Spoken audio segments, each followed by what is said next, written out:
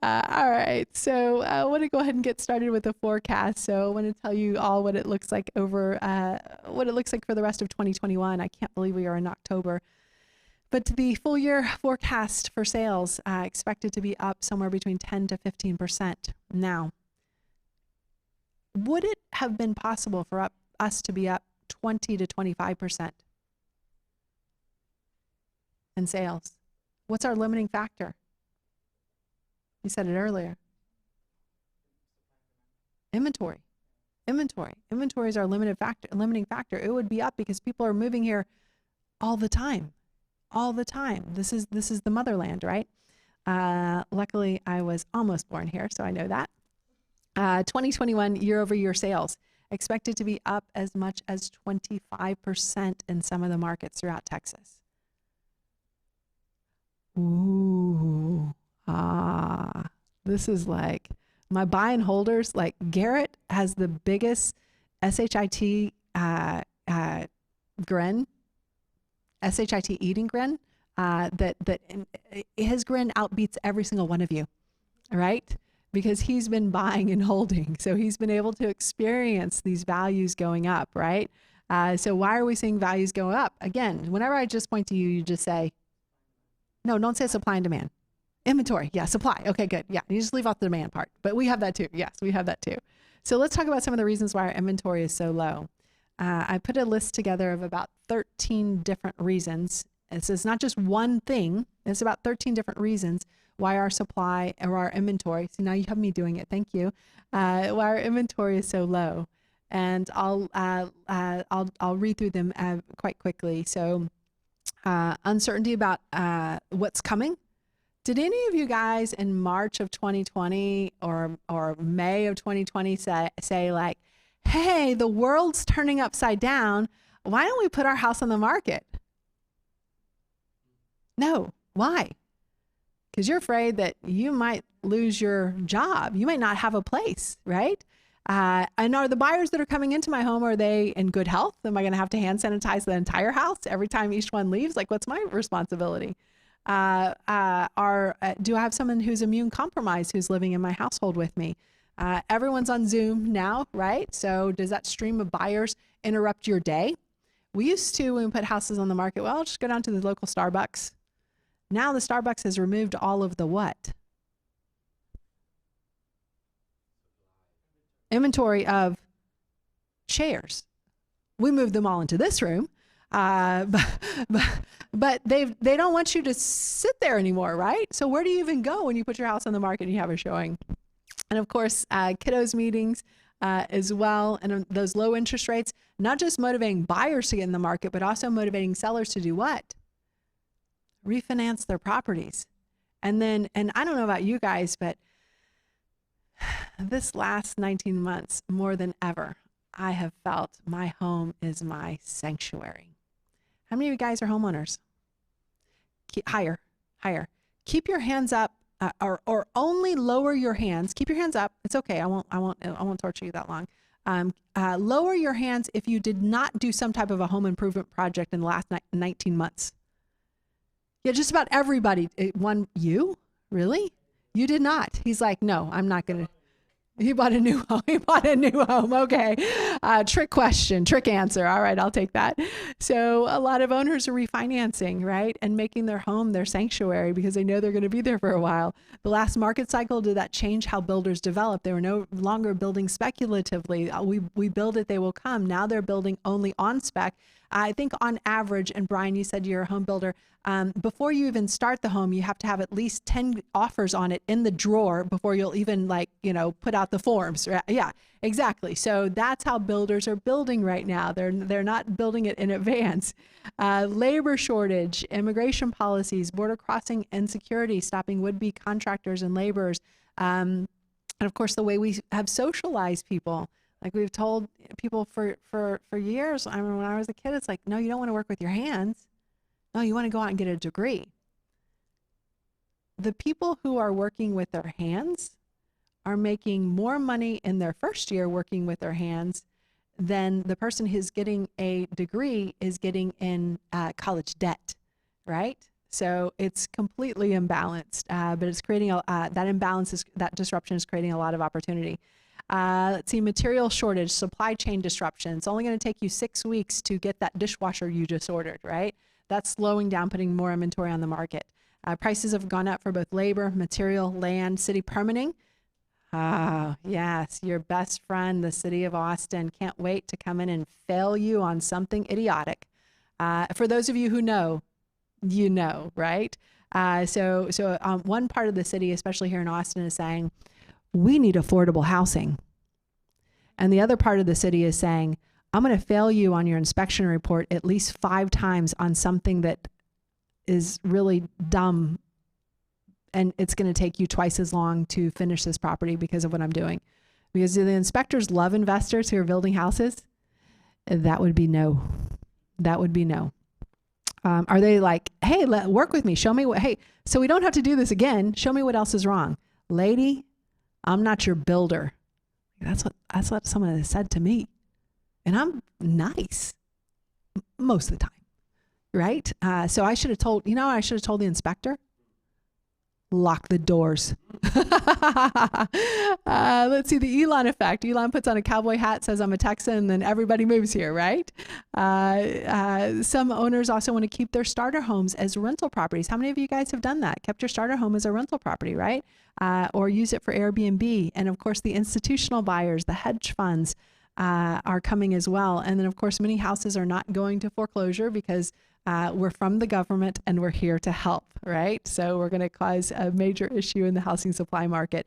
And I know even though it's 91 degrees today as a high and February of 2021 seems so far away, but that ice storm removed a lot of properties from the market. We actually looked at one, on Sunday, that they were still waiting to get repairs from the ice storm, okay? So all of a sudden plumbers were out of copper. All of a sudden plumbers were out of anything to weld. All of a sudden everyone's out of PVC for all of the pools that went kaboom. Everyone's also looking for all those REI outdoor water heaters that also went kaboom. So that caused an additional shortage for us as well. So as we go through the next part of the presentation, I want to gear you guys up for the market update. So what I'm going to do as part of the market update today is I'm going to show you all of Texas, but then I'm going to do a bigger share of what's happening here in the Austin market, because that's where we're here tonight. And then I'll also show you a little bit about what's going on in some of the other major markets like Dallas, Houston, and San Antonio. So let's go and break down all of Texas market. So I'll point out some of the highlights here. So the sales price was up 17% year over year, August 2021 versus August of 2020. We don't have all of the September numbers out yet, so that's why we're still showing the August results. They typically come out roughly around the 15th of the month or so, so that's why we're showing August right now. So the sales price, again, up 17%. The number of closed sales in Texas were up 1%. What do you think happened here in Austin? Up or down? You're going to say down. What are we comparing to? No, 1 year ago. What happened 1 year ago? The floodgates opened and everyone was allowed out of their houses, right? So there was a lot of pent-up demand. That's why this is only up 1% year over year. What are we comparing it to? So Mark Twain has a quote I love, especially as the market update lady. He says, lies, damn lies, and statistics, right? So let's dig into the statistics to understand why that is. Some of the other things I want to point out for you. So the year-to-date numbers on the bottom half of the slide. So the year-to-date sales are up 10.4% versus last year. And the year-to-date average price up 20.5% versus last year. I'll go to Austin next, and I'll rewind, show some of the other markets as well. The average sales price in Austin was up 24.4% to $574,000. Now, for our buy and hold people in here, we're celebrating, right? For the people who are just now getting here and saying, "Oh my gosh, I thought Austin was supposed to be an affordable place for us to live," you're getting that punch in the face, right? Closed sales were actually down in Austin 5% year over year. But again, don't let that number fool you, because we had so much of the floodgates open when it came to the sales in August of 2020. And pending sales are also down 12.4% year over year, which is indicative of what we'll see when we get those finalized numbers when we look at September. But again, it's nothing to fret about because we have to have that perspective of what we're comparing it to. The other thing we're seeing right now is a 1 month supply of inventory. I'm kind of excited that there is a number to the left of the decimal place now, because throughout much of the first part of 2021, it was 0.6 months of inventory, right? So we didn't even have, in some cases, 2 weeks of inventory overall throughout the city. Year-to-date sales, full year as what we've seen to date through August, up 8% versus year-to-date, and the average price up 33.5% year-to-date. So I'll go ahead and share with you Houston. So Houston did have an up month, both in terms of average price as well as the number of closed sales. Average price in Houston was up 14% to $380,000, and closed sales were up 8.5%. Year-to-date sales up 17.4%, and year-to-date average price up 18%.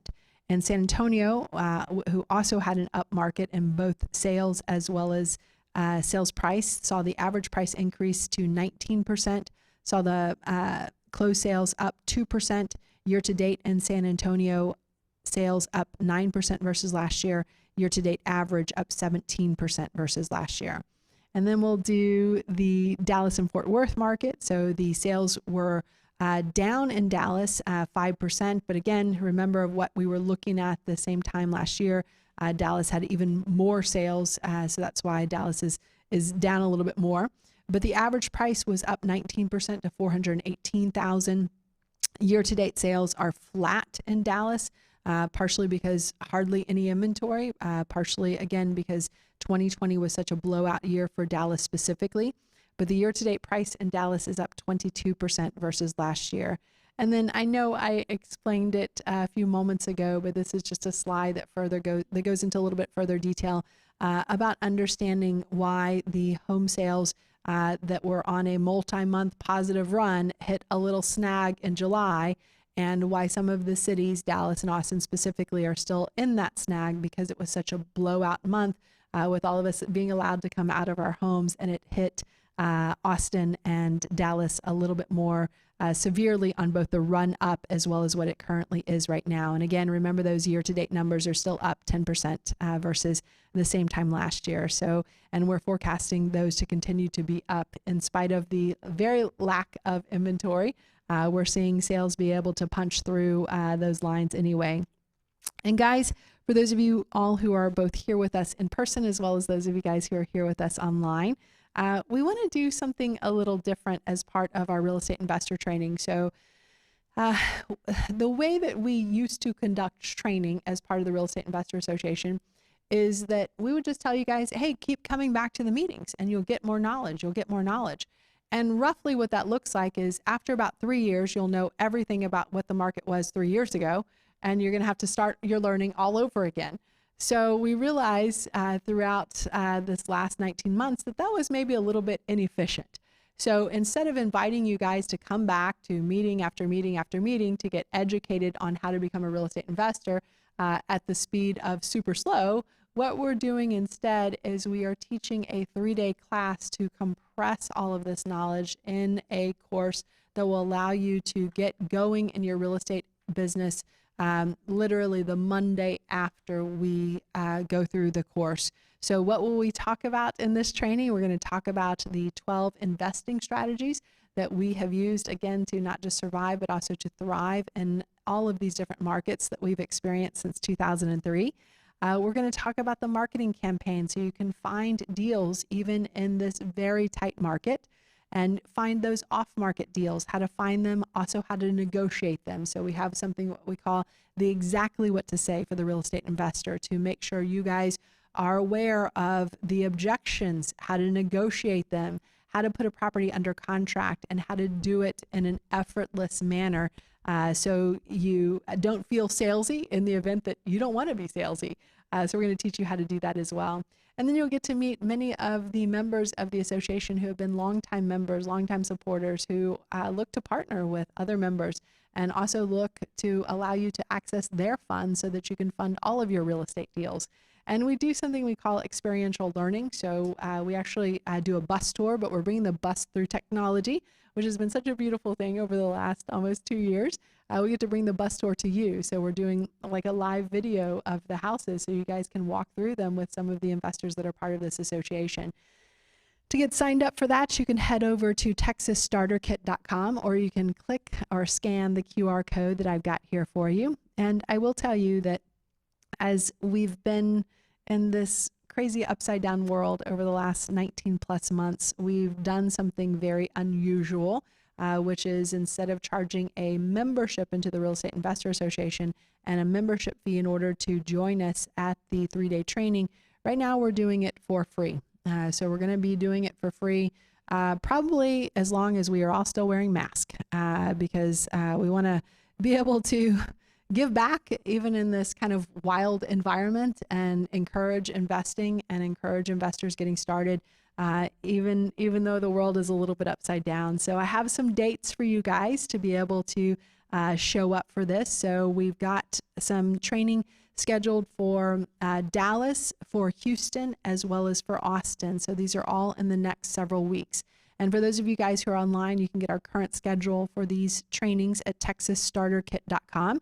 And then for those of you guys who are here, you can take a picture and actually go through the process of getting registered for that.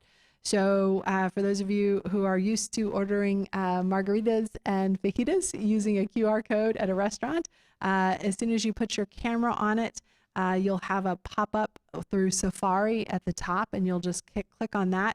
We'll ask you a couple of questions just to make sure we get you registered for the training. We'll also ask you a few questions to make sure that we know where you are starting right now and where you are looking to go in the future. Because one of the things that we're able to do as part of the Real Estate Investor Association is to personally help you weave your plan. So we've been helping investors as soon as we got started in the Investor Association. We have this attitude of wake up and give. So that's why we are here. And we're also sharing with other investors how you can do this and how you can do this even in this market. So we'll share the ways we pivoted our business personally as well. And for our next presentation,